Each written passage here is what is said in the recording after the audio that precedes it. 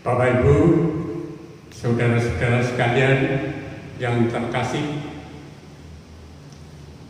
salam sejahtera Allah menyertai saudara-saudara.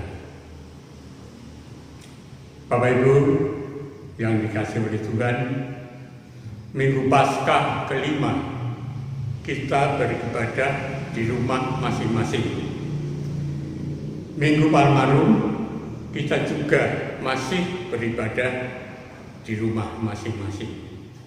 Dan pada ibadah Kamis Putih ini kita juga masih belum bersama-sama beribadah di gereja. Karena apa Bapak Ibu?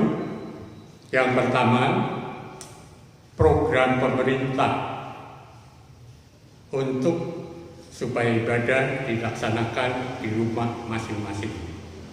Kemudian yang kedua, tidak melakukan kegiatan yang sifatnya mengumpulkan massa. Yang ketiga, untuk memutus tali penyebaran COVID-19, sebaiknya Bapak Ibu, saudara-saudara di rumah saja. Kemudian yang kelima, melakukan social distancing atau physical distancing. Bapak Ibu, kebaktian Kamis Putih pada hari ini berdasarkan firman Tuhan yang diambil dari Yohanes 13 ayat 1 sampai 17 dan disambung ayat 31b sampai 35, yaitu dengan tema hamba yang percaya. Bapak Ibu, saudara-saudara yang dikasihi Tuhan, bahwa pada awal perayaan Trihari Suci adalah Kamis Putih, di mana secara tradisi gereja kita selalu mengawali dengan penghayatan kerendahan hati, di mana secara simbolis dalam perjamuan malam, yaitu didahului dengan pembasuhan kaki. Pelajaran yang dapat kita ambil di dalam ibadah Kamis Putih adalah pelajaran kerendahan hati atau hati yang menghamba. Bapak Ibu dan saudara-saudara yang dikasihi Tuhan, setiap orang percaya, yaitu orang-orang yang telah diselamatkan di dalam Kristus, menyandang sebagai hamba Tuhan. Tetapi seringkali pengertian hamba Tuhan kita pikirkan itu adalah pendeta, langsung tertuju pada pendeta atau gembala sidang dari sebuah gereja. Tapi sebenarnya hamba Tuhan adalah saya, Bapak Ibu, dan saudara-saudara yang sudah percaya kepada Tuhan Yesus Kristus.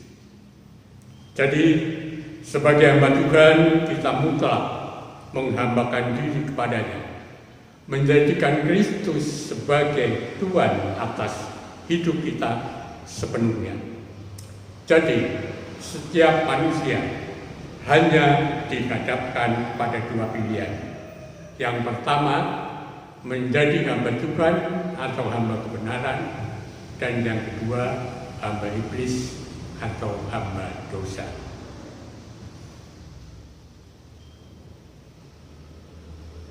Menjadi hamba kebenaran artinya harus melakukan apa yang berkenan kepada Tuhan dan menyenangkan hati Tuhan.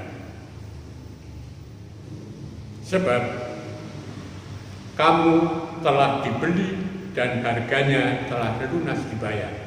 Karena itu, muliakanlah Allah dengan tubuhmu, seperti difirmankan di dalam 1 Korintus 6 ayat 20. Karena itu, sebagai hamba,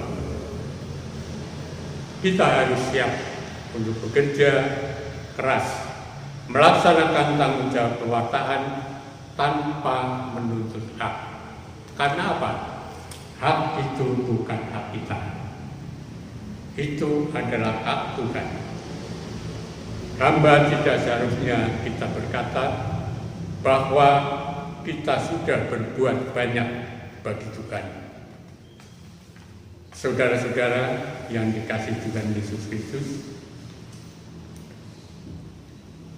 pada umumnya dalam gerak hidup manusia, kita menemukan banyak orang yang ingin menjadi besar menurut pandangannya sendiri. Oleh karena itu, banyak orang yang berusaha dengan berbagai cara untuk menjadi besar di mata sesamanya. Bapak Ibu, saudara-saudara yang dikasihi Tuhan, oleh karena itu, yang menjadi perenungan kita dan pertimbangan kita adalah mengapa kita harus bergumul untuk menjadi besar di mata manusia, yang seharusnya yang menjadi renungan kita yang sangat penting, yaitu bagaimana kita menjadi besar di mata Allah. Artinya, menjadi besar di mata Allah adalah memiliki hati atau kehidupan seorang hamba. Inilah orang besar dan kaya di mata Allah. Saudara-saudara, kalau kita baca dalam Yohanes 13 ayat 1 sampai 17, di situ kita menemukan penjelasan mengenai hati seorang hamba. Bekerja sepenuh hati bagi tuannya. Yang dimaksud Tuhan di sini tidak lain adalah Tuhan sendiri. Ini adalah sebuah kehidupan yang dihargai oleh Allah dan sungguh-sungguh berharga. Kehidupan semacam inilah yang sudah dinemukan oleh Rasul Paulus melalui penghayatan perjamuan kudus. Bisa kita baca di dalam 1 Korintus pasal 11 ayat 23 sampai 26. Jadi seorang yang hidup bagi Tuhan seperti prajurit yang baik, tidak memusingkan penghidupannya sendiri. Jadi orang-orang seperti inilah pasti tidak menghamba kepada mamon, artinya menghamba kepada dunia. Baginya, menderita bagi Tuhan adalah kehormatan yang luar biasa. Bapak Ibu dan saudara-saudara yang dikasihi oleh Tuhan, jadi orang percaya yang berusaha menyenangkan hati Bapa adalah pribadi-pribadi yang mencari perkenanan Tuhan, bukan perkenan manusia. Bisa Bapak Ibu baca di dalam Galatia 1 ayat yang ke-10. Jadi orang-orang ini adalah orang-orang yang senantiasa bergumul untuk didapati Tuhan, tidak bercacat, tidak bercela. Jadi kita tetap menampilkan diri sebagai pelayan Tuhan. Di dalam 2 Korintus pasal 6 ayat 4 sampai 10 dijelaskan seperti itu. Jadi untuk memiliki kehidupan semacam ini memang orang harus bergumul. Saya, Bapak Ibu, saudara-saudara harus bergumul. Belajar terus-menerus, sebab membangun rumah rohani yang kokoh memang dibutuhkan waktu. Seorang pelayan Tuhan yang sudah dibentuk oleh Allah dapat dipercaya Allah untuk hal-hal yang besar. Di dalam Yohanes 13 ayat 1 sampai 30 juga di situ dijelaskan bahwa Yesus makan malam bersama untuk terakhir kalinya dengan para murid.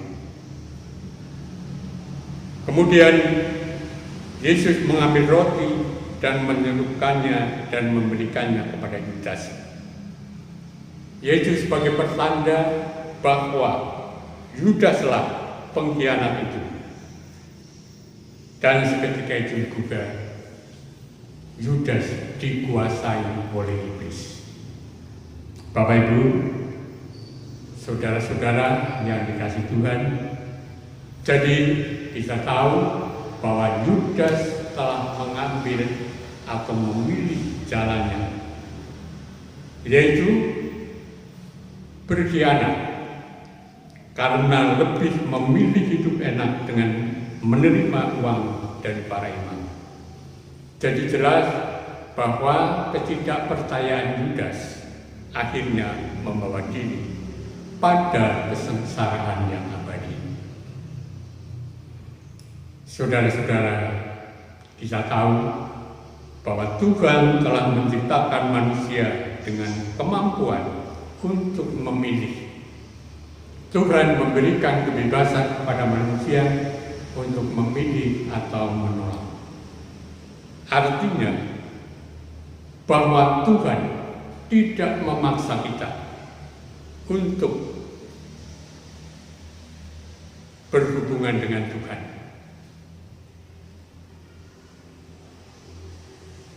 Dan juga Tuhan tidak memaksa kita untuk mengasihinya. Jadi Tuhan membiarkan kita menolak Dia, atau Tuhan membiarkan kita berbuat dosa. Dia tidak memaksa kita untuk mencintainya. Saudara-saudara,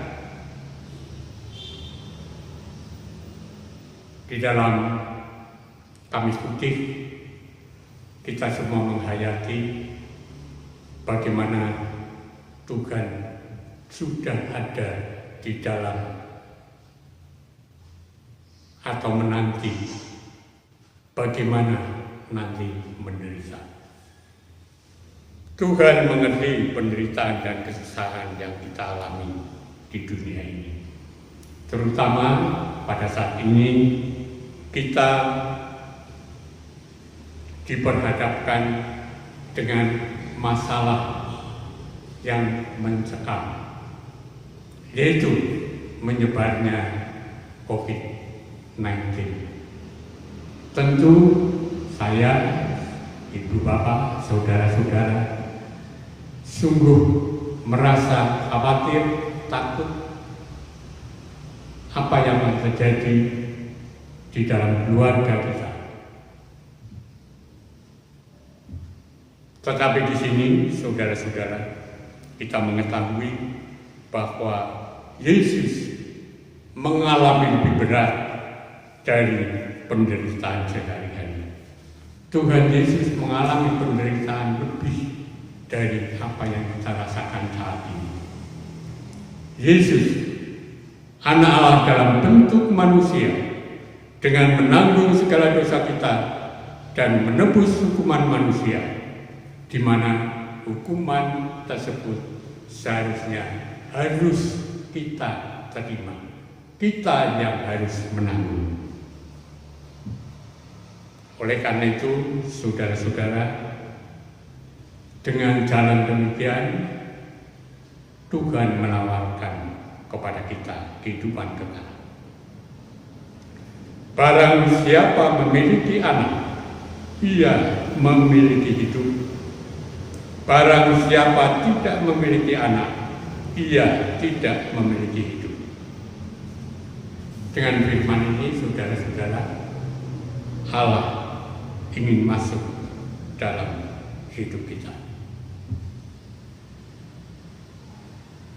Bagi Yesus, harga diri dan kebesaran seseorang lebih terkait erat pada kemampuannya bersikap rendah hati di hadapan Tuhan dan sesamanya. Aktualisasi diri terjadi ketika kita mampu melayani dengan sungguh-sungguh tanpa diembel-embeli ambisi untuk mengejar prestise atau harga diri. Sebab jika itu yang menjadi orientasi kehidupan dan pelayanan kita, maka kita akan kehilangan makna pelayanan itu sendiri, di mana pelayanan itu sebetulnya untuk melayani Tuhan, yang bukti konkretnya kita lakukan pada sesama kita.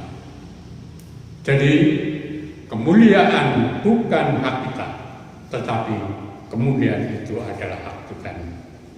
Juga keteladanan Tuhan Yesus telah ditunjukkan di dalam Yohanes 13 ayat 13 sampai 15, yaitu Tuhan Yesus berkata, "Kamu menyebut aku guru dan Tuhan, dan katamu itu tepat, sebab memang akulah guru dan Tuhan.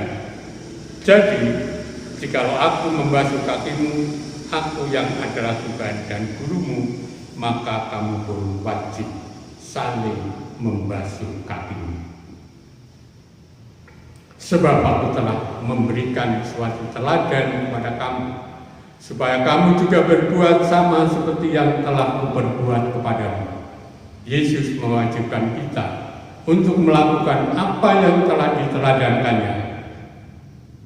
Hal ini adalah wajib kita lakukan di dalam kehidupan kita. Bapak Ibu, saudara-saudara sekalian yang dikasihi Tuhan, mengapa kita sering gagal menjadi teladan bagi orang lain, yaitu untuk bersikap rendah hati, ketulusan melayani, dan saling mengasihi atau melayani, karena kita lebih banyak berbicara daripada berbuat. Kita lebih pandai bermain kata-kata daripada mewujudkannya. Kita lebih pandai berargumentasi daripada bermeditasi.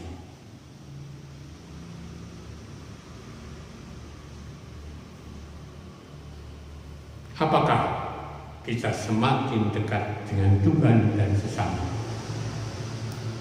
Umumnya, saudara-saudara, kita merasa cukup berhasil dalam memberikan nasihat dan pengajaran, tetapi sering gagal dalam menjadi teladan yang sebenarnya.